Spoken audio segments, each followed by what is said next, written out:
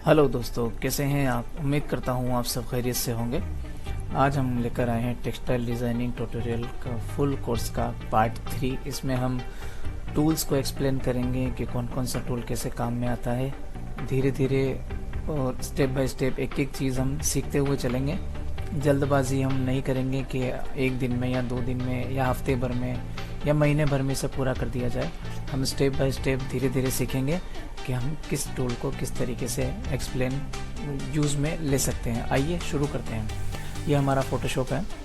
Photoshop पर हम देखेंगे तो साइड में यहाँ पर टूल बॉक्स है। इसी टूल बॉक्स के अंदर ये बहुत सारे टूल दिए हुए हैं, इन्हें हम आज एक्सप्लेन करने वाले हैं। आप देख सकते हैं ये जो टूल बॉक्स है, अगर आप इसे यहाँ से जहाँ PS लिखा हुआ है यहाँ से पकड़कर आप इसे कहीं भी अपने इच्छा अनुसार जहाँ आप चाहे इसे एडजस्ट कर सकते हैं, कहीं भी आप इसे रख सकते हैं। और अब ये डबल लाइन में टूल्स दिखा रहा है, आप चाहें तो इसे सिंगल लाइन में भी कर सकते हैं। इस PS के यहाँ से पकड़कर इसे अंदर की तरफ प्रेस करिएगा तो ये यहाँ पर बिल्कुल एरो का निशान आ जाएगा। एरो का निशान पर जब आप क्लिक करेंगे तो पूरे सिंगल लाइन में ये टूल्स आ जाएंगे। इसी तरीके से आप जब इस एरो पे वापस क्लिक करेंगे तो ये टूल वापस डबल लाइन में हो जाएंगे। जैसे आपको अच्छा लगे वैसे आप इसे एडजस्ट कर सकते हैं। और यहाँ पर टूल इस्तेमाल करने के लिए हमें किसी एक फाइल को ओपन करना होगा। आइए हम पहले एक फाइल ओपन कर लेते हैं।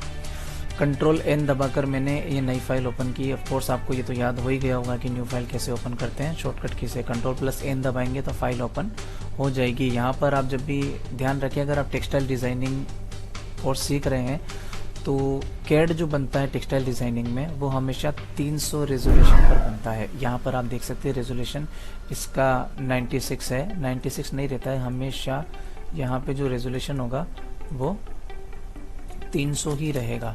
आप इसे हमेशा 300 कर दिया करें। और यहाँ पर जो चैनल्स है ये भी ग्रे है, हम इसे RGB में कन्वर्ट कर लेते हैं। Alt+IMR से हमने इसको RGB में कन्वर्ट कर दिया है। अब हम यहाँ से देखेंगे कि ये जो पहला टूल है, ये पहला टूल है रेक्टेंगुलर मार्क्यू टूल। इसे हम शॉर्ट में M टूल बोलते हैं। हमारी जो टेक्सटाइल डिज़ाइनिंग की जो लैंग्वेज है, ऑपरेटर्स वगैरह जो भी यूज़ करते हैं, हम इसे शॉर्ट फॉर्म में M टूल बोलते हैं। M टूल बोलने की वजह यह है क्योंकि कीबोर्ड से हम जब M प्रेस करते हैं, कोई भी आप अदर टूल ले लेंगे, लेकिन जब आप कीबोर्ड से M प्रेस करेंगे तो डायरेक्ट ये मार्क्यू टूल जो कि स्क्वायर में आपको नज़र आ रहा है ये सिलेक्ट हो जाता है। तो हम इसे शॉर्ट फॉर्म में मार्क्यू टूल को M टूल बोलते हैं। इसके अंदर 4 तरह के टूल दिए हुए हैं। इसके अंदर 4 तरह के, एक स्क्वायर में नज़र आ रहा होगा, एक आपको राउंड में नज़र आ रहा होगा सर्किल में, और एक इसमें वर्टिकल में नज़र आ रहा होगा और एक हॉरिजॉन्टल में नज़र आ रहा होगा आपको। एक सिंगल रो में है और एक सिंगल कॉलम में है। तो हम एक एक करके सारे टूल एक्सप्लेन करेंगे। आइए पहले देखते हैं ये जो टूल है ये किस काम में आता है। एक्चुअली में हमें दूसरी फाइल ओपन करनी पड़ेगी। यहाँ से हम एक और फाइल ओपन कर लेते हैं, माई डिज़ाइंस। यहाँ से कोई डिज़ाइन,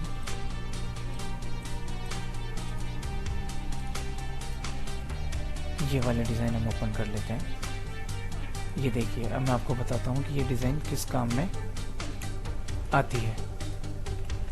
सॉरी, ये टूल किस काम में, किस तरीके से हम इसे यूज़ ले सकते हैं। कीबोर्ड से जब हम M प्रेस करेंगे तो मार्क्यू टूल हम यहाँ से ले सकते हैं, लेकिन हमें जैसे इसको राउंड शेप में लेना है तो राउंड शेप में लेने के लिए हमें इसी पर टूल बॉक्स में जो ये स्क्वायर में आपको मार्क्यू टूल दिख रहा है इस पर राइट क्लिक करेंगे कीबोर्ड माउस से, तो यहाँ पर ये और ऑप्शन पैनल ओपन हो जाएगा जिसके अंदर ये 4 टूल दिखा रहे हैं। एक है एलिप्स टूल जो कि एलिप्टिकल टूल है जो कि राउंड में है, और एक वर्टिकल है और एक हॉरिजॉन्टल है। तो हमारे जो टेक्सटाइल डिज़ाइनिंग में है वो ज़्यादातर ये 2 ही टूल यूज़ आते हैं इसमें से।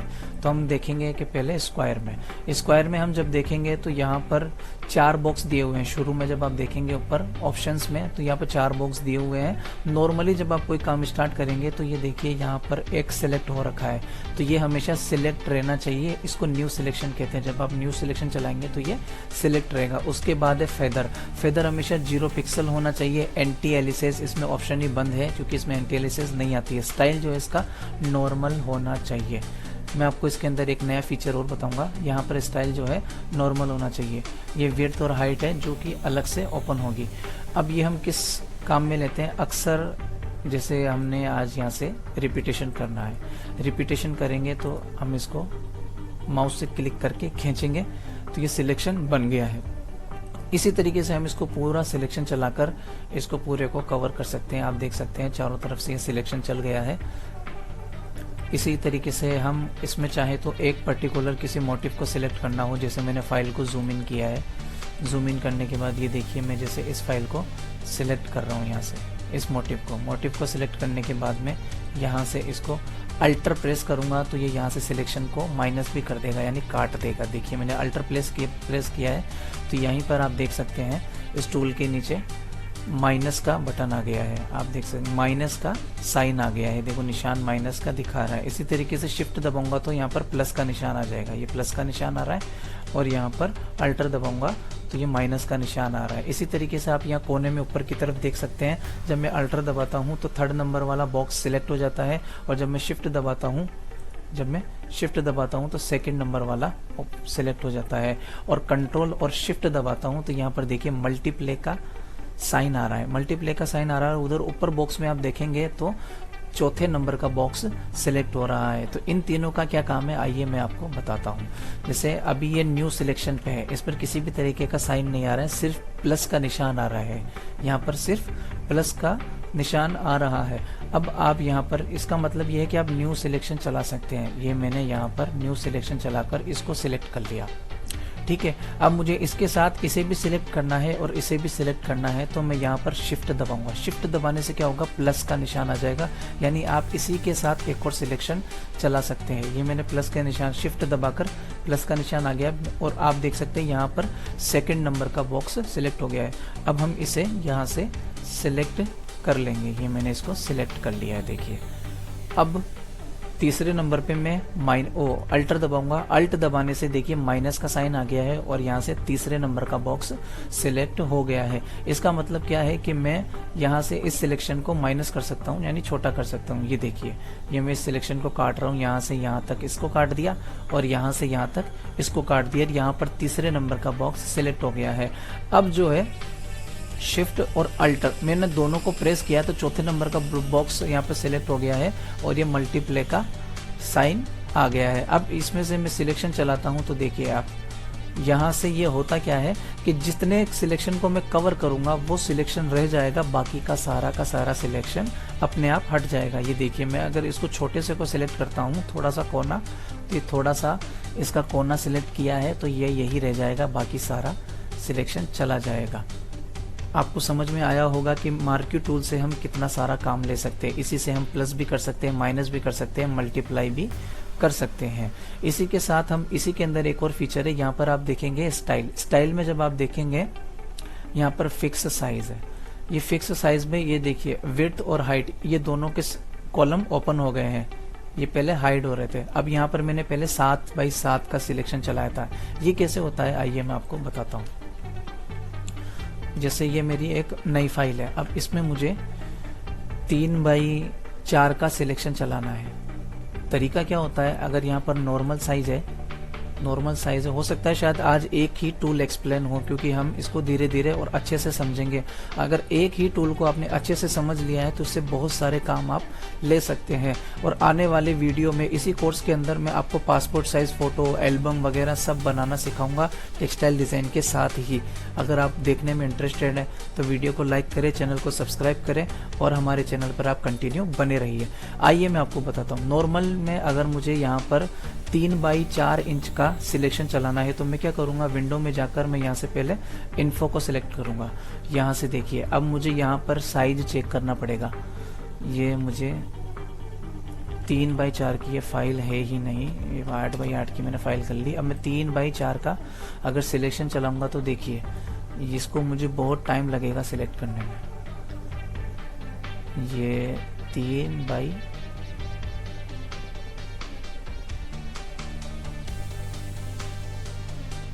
अब हुआ है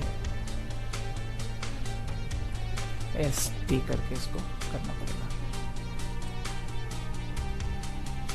ये 4 हो गया है और ये 3 हो गया है। देखिए इतना टाइम मुझे लगा है 3x4 का सिलेक्शन चलाने में।